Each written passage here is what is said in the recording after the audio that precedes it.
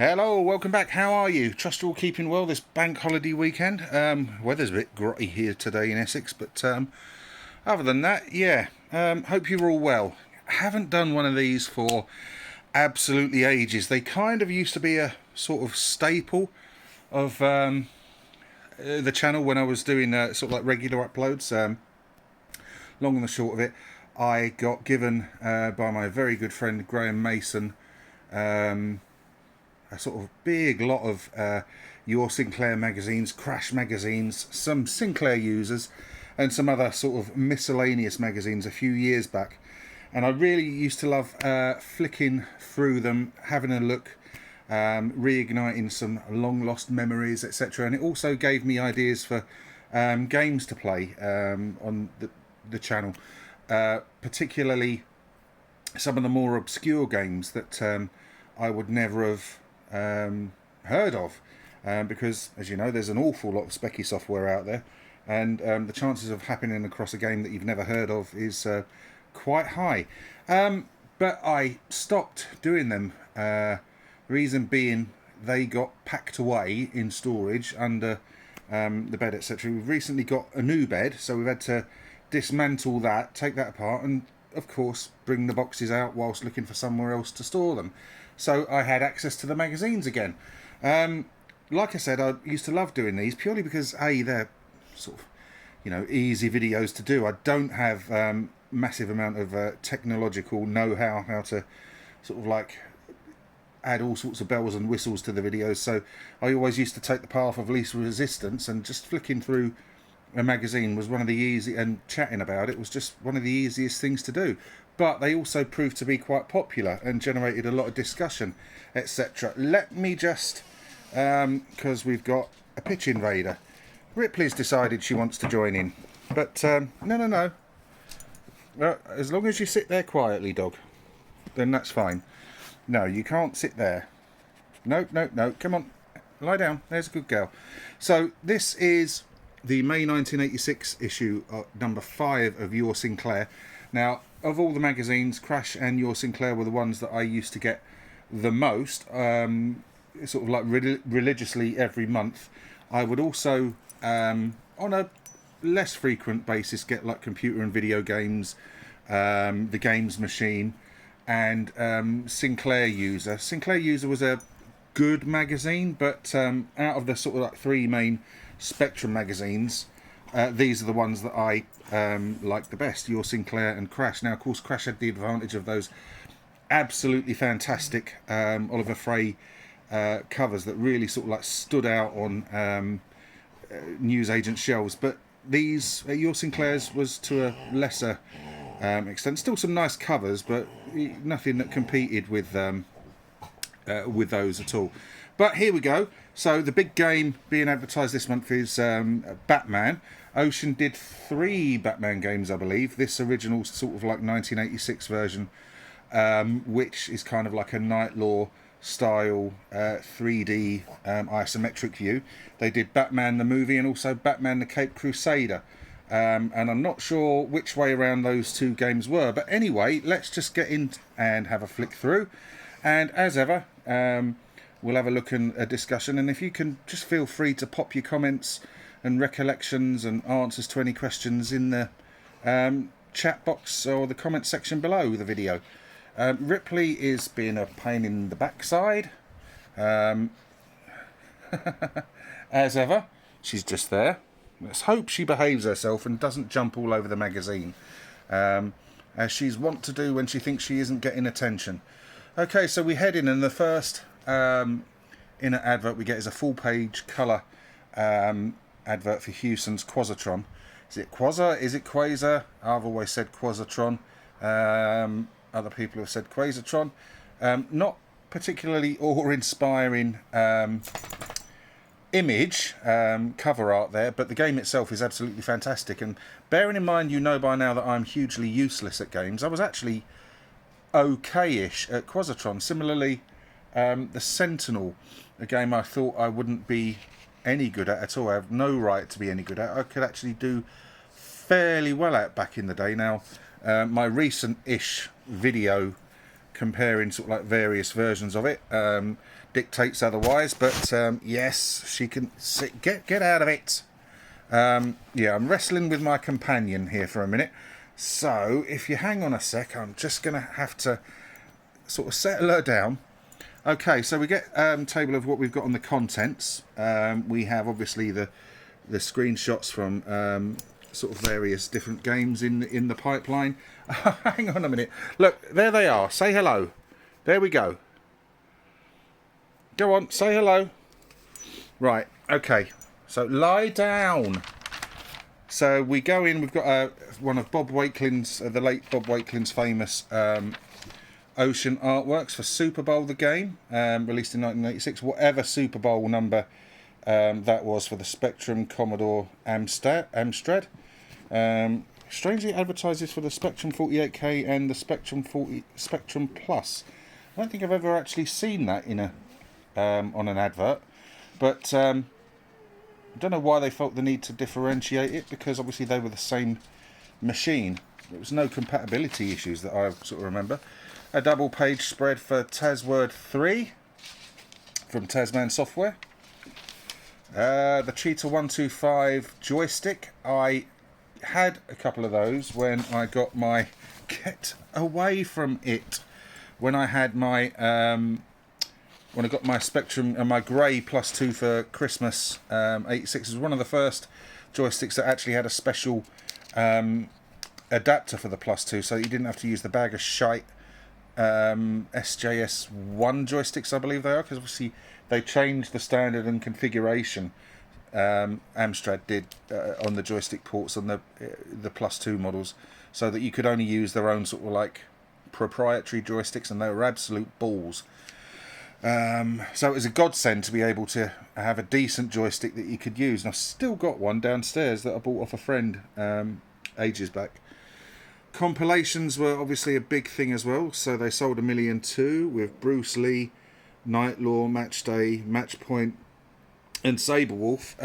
A pretty strong lineup there. Obviously some compilations varied in quality. Some were very good, others were a bit ropey, others were full of crap completely. As we go into the sort of like news of the day, and with some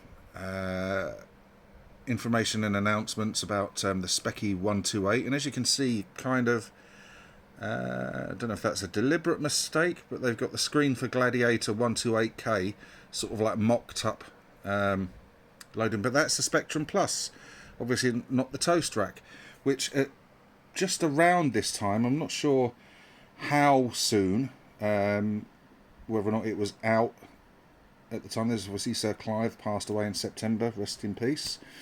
Not quite sure how soon, or the Spectrum 128K plus the Toast Rack was at this time. Now, I never had one. I had the grey plus 2. I think they look fantastic, and obviously nowadays they're very, very sought after machines, and they fetch some quite respectable sums depending on their condition. But they were originally launched in Spain, I believe, and then in the UK sometime later. But there's some further bits about the 128 later in the issue, and some of the letters pages. There's a sort of advert for Fairlight 2. Fairlight is a fantastic game, but I don't ever think I've played the second. There is a very interesting interview with Bo Jangeborg, who created Fairlight, on YouTube somewhere. If I can remember to, I'll link that in the description box below. A charity compilation game. Advert for Biggles, the game, Adventures Through Time. The film was just out at the time. Interestingly, I used to know the person, John Huff, who directed the film. Used to play in an old boys football league for my old school, and he was one of the members, old Hyburians. He was one of the team members. He also directed one of the Howling films, you know, the Howling the Werewolf films that had one good one and then loads of awful sequels. Where he directed one of the sequels. Can't remember which one it was. Some stuff there about people leaving the electronic pencil company and setting up their own software firm.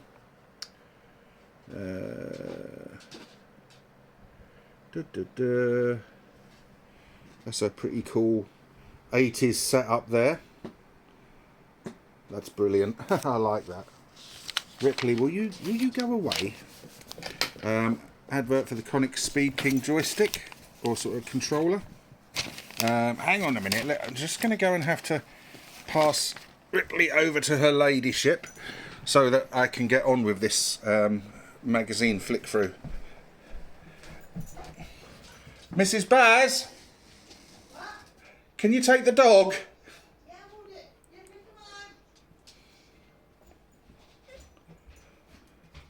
come on.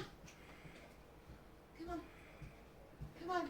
Just take her down, babe.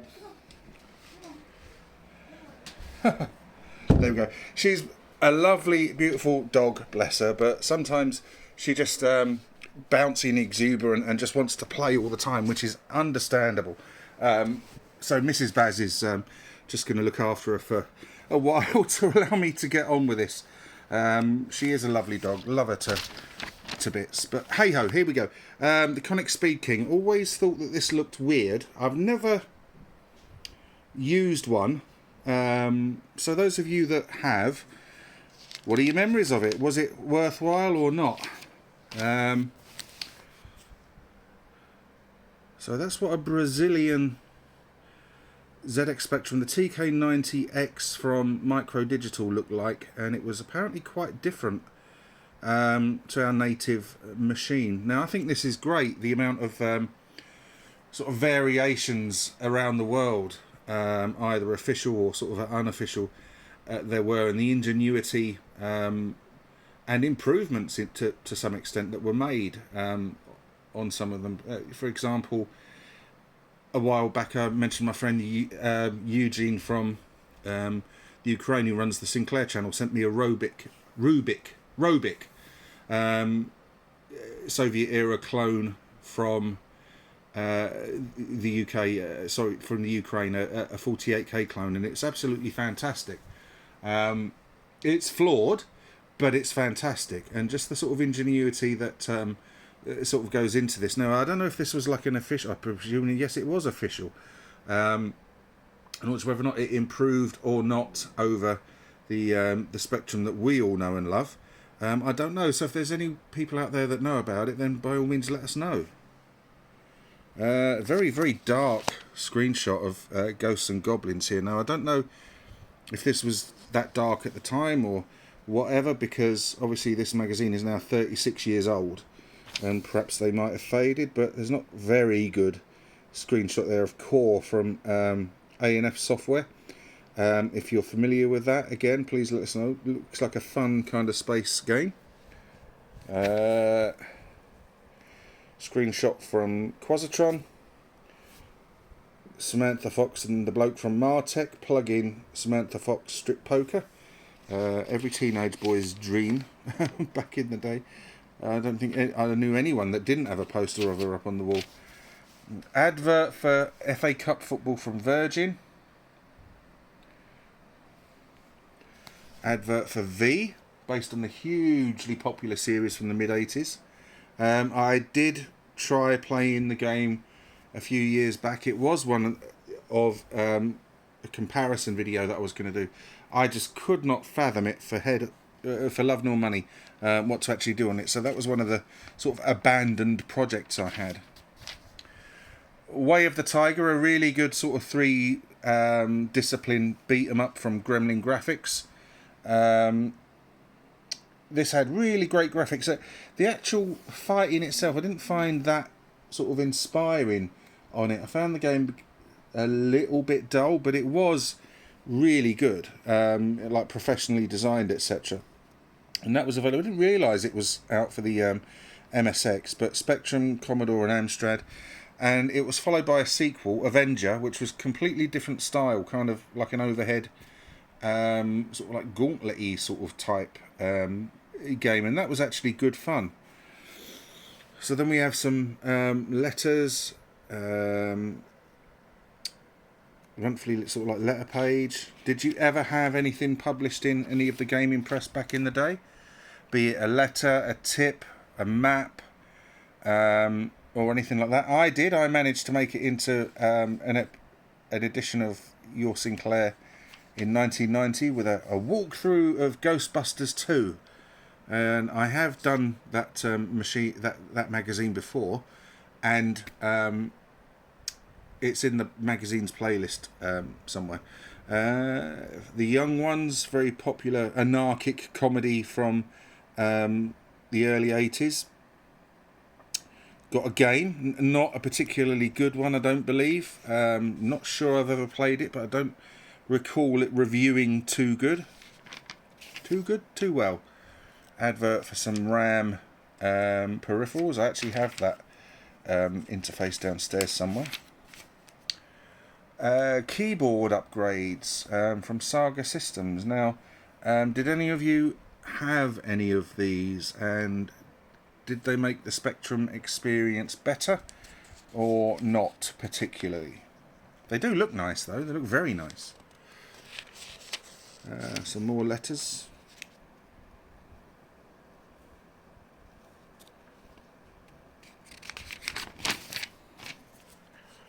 And more, and this is where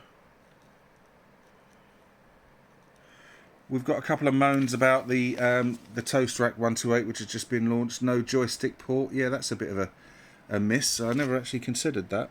And what was the other one? I did spot another one.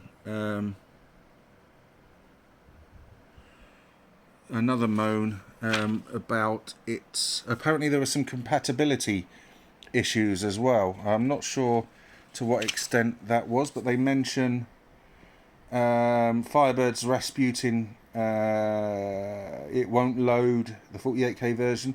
The 128k version was written on a Spanish machine but won't run on a British machine. So looked like there were some misfires with the 128, but it is a lovely looking machine, and like I say, they seem to command some very decent sums now. Some tips on Rambo, Transformers, Saboteur. Again, a game I've watched YouTube videos of people breezing through, but for me it was just a professional running about looking lost simulator. I didn't have a clue what to do. I appreciate the excellence of its design and creation, and that and all the failings are actually mine. So one of the best conversions on the Spectrum of all of them is Bomb Jack, and it's reviewed here, and it gets a 9 out of 10, a very deserved 9 out of 10. Now, I have done comparison videos of this. The Spectrum version stands up really well against its counterparts from the time. The Commodore 64 version is okay, it's not great. The Amstrad version, I know a couple of people who prefer it to the Spectrum version. I prefer the Spectrum version, but the Amstrad version is very good. And then last week I had a very quick play of the Commodore 16 version, which is a hugely cut down and just about playable, not too playable though, but a great game. So what are your memories of that? Oh, and of course going on to its sequel, Bomb Jack 2, which was supposed to be a Thundercats game, and got a very lukewarm response in reception. Now, I always liked Bomb Jack 2, and I've always felt that, like Chucky Egg 2, it kind of suffered because of the name. If it had an entirely different name associated with it, I think people would appreciate it a lot more than they actually do. But because it's affiliated with Bomb Jack, people are disappointed that it's not more of the same. Mugsy's Revenge, I don't know either of the Mugsy games. I've heard of them, but I've never played them. Never seen or heard of this game, Labyrinthian, from Budget Software, $2.99. 6 out of 10. Looks Saber Wolfy. Dragon's Lair, not Dragon's Lair, what's the other one? Wizard's Lair. That's what I meant.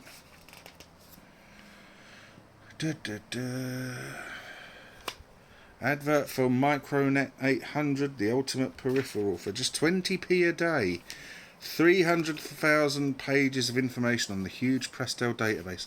I had no experience of this service at all. If you did, the sort of early days of message boards and internets and stuff, then please let us know. Right, top 10 titles for May 1986. Movie from Imagine, excellent game. Barry McGuigan World Championship Boxing, great game. Spellbound, I'm not hugely keen on the Magic Knight games, but they are, particularly the price point they were out at, you know, fantastic value for money. Winter Games, excellent game. Rambo, I really like that. Commando, love it, though not good at it. Ye Are Kung Fu, please see above. Zoids, again, didn't have a clue what to do. Gunfight, looked great, but again, didn't have a clue what I was doing. And Hypersports, seems like it's good fun, but I can never get past the third event, which is what, the pommel horse thing? I think you start off with the swimming, then the archery, and then one of the horse things, and I can never get past that. So we have Psy Combat from Mirrorsoft. Now, this is sort of beat 'em up with sticks simulator, and I had this game at the time, and alongside Target Renegade, Xenoway, the Exploding Fist Barbarian, myself and my friend used to play this quite a lot. It's a really good, underrated fighting game that you don't seem to see or hear an awful lot of nowadays.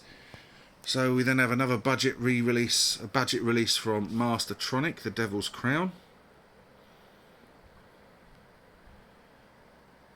And that gets an 8 score. Now, I remember in the early days of budget releases, there was an expectation that if you were only paying a couple of quid for the game, you were going to get a pile of rubbish, basically. But very quickly,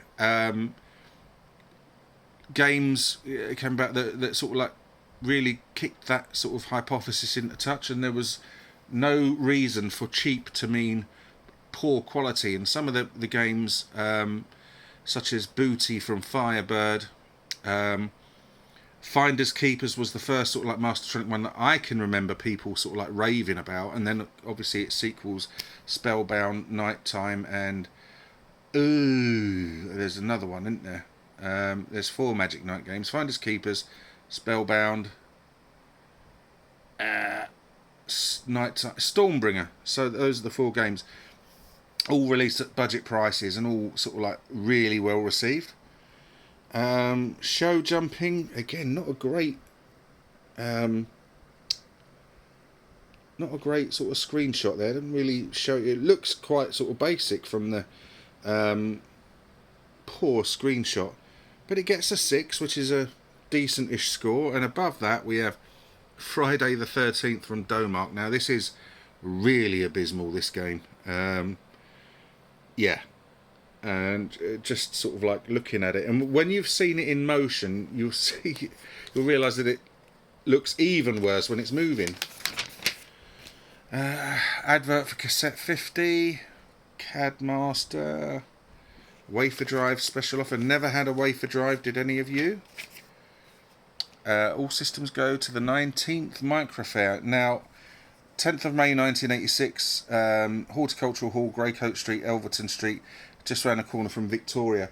I went to a Microfair. My dad took me to one. I'm not sure if it was this one or the one the year before, and it was where I bought my copy of Jet Set Willy 2, or my dad bought it for me, and that remains to this day the only convention of any kind of gaming sort of thing that I've ever been to. Never been to any of the revival events or the play events or whatever. I keep meaning to do this, to rectify that, but when they come up, the time's either not been ideal, or the location has not been ideal. I mean, I can drive and stuff like that. It's just some of these places are a long way away, you know, like Blackpool, Walsall, and various others. But who knows? I do plan eventually to get to some more.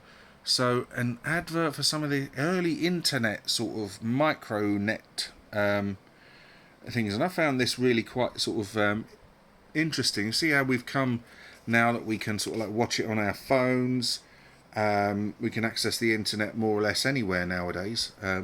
But back in the early days, sort of like online communication and stuff was really quite primitive.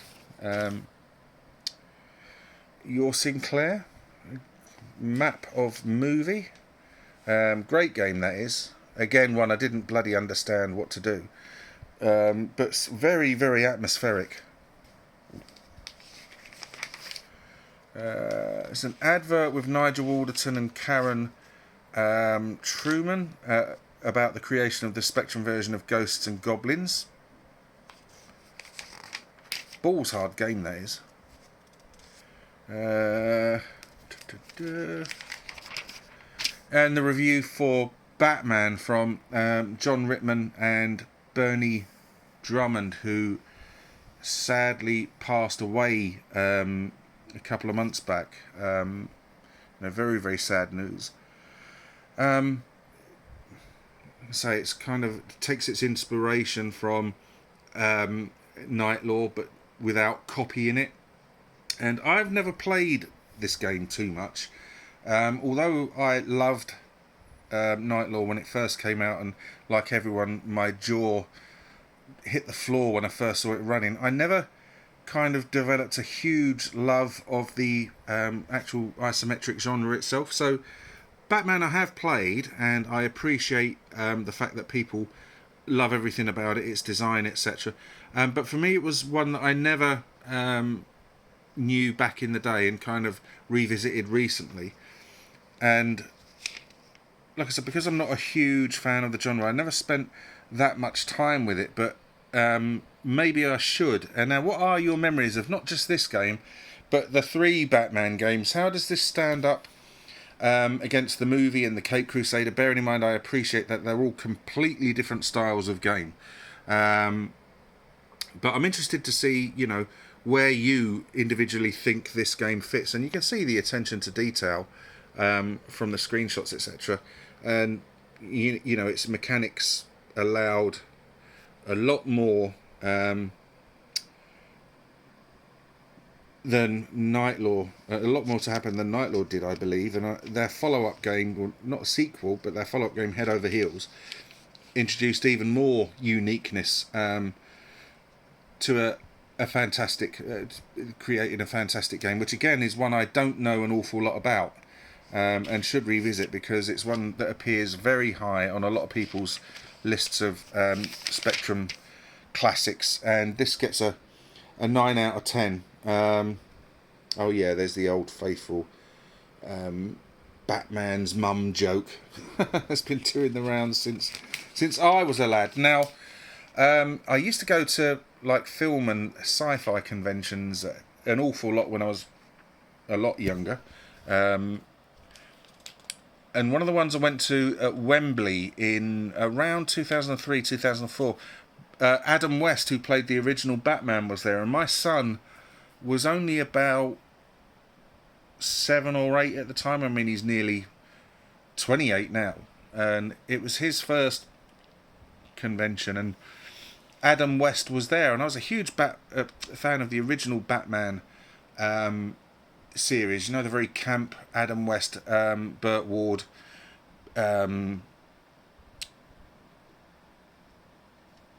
Batman series from the 60s. I was a massive fan of that when I was my son's age, and I'd said to Zach, "Oh, look, there's Batman over there. Do you want to go and have a chat with him?" And he's like, "Cool, yeah." He didn't know who Adam West was. He'd associated Batman with like the later films and stuff that had been on TV and stuff like that, so he didn't really recognise him. But I had to say, what a lovely bloke he was. He was a big old boy, but really lovely. And bearing in mind, my son was quite young at the time, he spent much more time talking to my son about school and things that he liked than he did speaking to me, and I was quite happy with that. Zach was totally in awe. He was lovely. Spent a good 5 or 10 minutes talking to him, bearing in mind, there are people queuing up and stuff like that. I really, really appreciated that, and my boy came away from it with really good, positive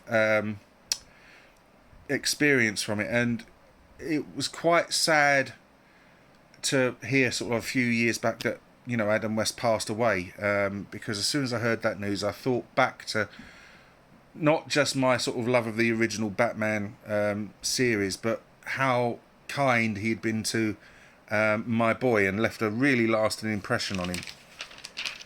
So thank you, Adam. I take that opportunity to say thank you, because I don't think I did at the time. Just some various adverts and the adventure section, which I always flick past. Advert for the Planets. Now, this was an odd one. I had this game. The Planets was a series on Channel 4 in 1986, when there were 9 planets. Obviously, in 2006, Pluto was downgraded by the IAU to a dwarf planet status. But it kind of had sort of like state-of-the-art computer CGI sort of like images at the time. It was very popular. Had a companion book written by Heather Cooper, who presented it. There she is there. She was sort of like all over the telly in the sort of like late 80s and 90s, early 90s as I recall. But you don't seem to see or hear much from her of late. But yeah, it had a companion book and obviously a game that went with it that she sort of like consulted on. Now the game was really odd in 2 parts. It was some kind of weird puzzle game that they allude to up here. They don't give you any instructions for, and you have to sort of like try and work it out yourself basically. And it's supposed to give you clues as to what to do in the main game, which was kind of like a space landing simulator. You had to land on each of the planets, unlock a capsule and retrieve whatever information was contained therein. I only ever managed to unlock Earth. I found the rest of the game far too difficult, and things such as which you take for granted at the time, but later you're sort of like you spot things like let's see if the glare can pick that up. We've landed on Neptune now.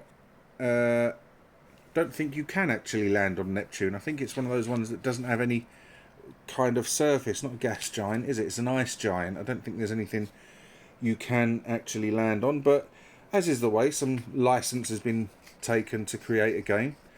Fair enough. Not sure how accurately I've recorded that, by the way. I might be wrong. I'm known to be wrong on things.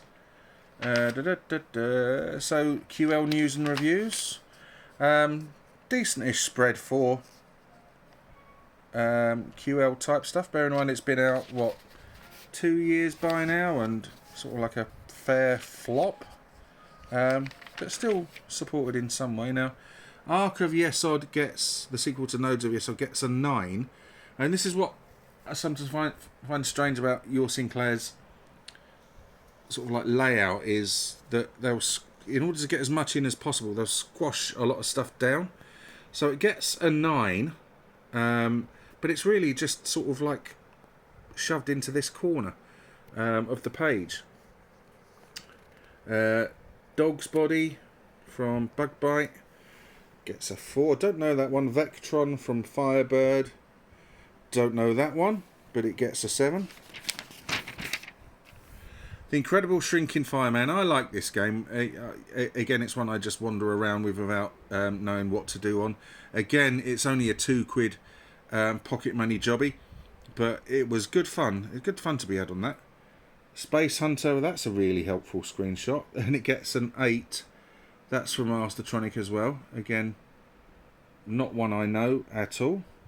And I've never seen this that I recall in a Your Sinclair. A review of a QL game that gets 8. Now, I've seen that the QL did have a few games, but wasn't intended as a games machine, much like the Spectrum, but never seemed to have found its feet. Now, any of you that own QLs, I bought one off Barry from the Retro Shed last year, fully working. He gave it a new bra and pants and everything, but I've still yet to set it up. Advert for Roboto from Bug Bite, that gets an 8 as well. So you can see all the budget games, the majority of them are reviewing really well. Tend to usually score very highly, understandably, on the value for money field as well. Falklands 82 strategy game That gets an 8 out of 10. That's from PSS. FA Cup football, I had that from Virgin, £7. One of my favourite budget games, Sod of the Sorcerer. That is a really, really good game. Good fun, sort of like trying to stop dragons besieging your castle. Go and check that one out, because you'll have a laugh playing that. Once you've figured out what it is you need to do, it's a really good laugh. Some Cody stuff. Advert for Knight Rider, took forever to arrive, and when it did, it was wasn't abysmal, but it wasn't great either, not by a long stretch of the imagination. A cartoon strip, Time Travel, goes over 2 pages. Adverts for various repair services. There's an advert for the FA Cup. Well, is that different, actually? That was FA Cup football, and this is the official FA Cup game. Picture of Captain Marvel on the front with the FA Cup. Batman, which we've seen. Some more repair.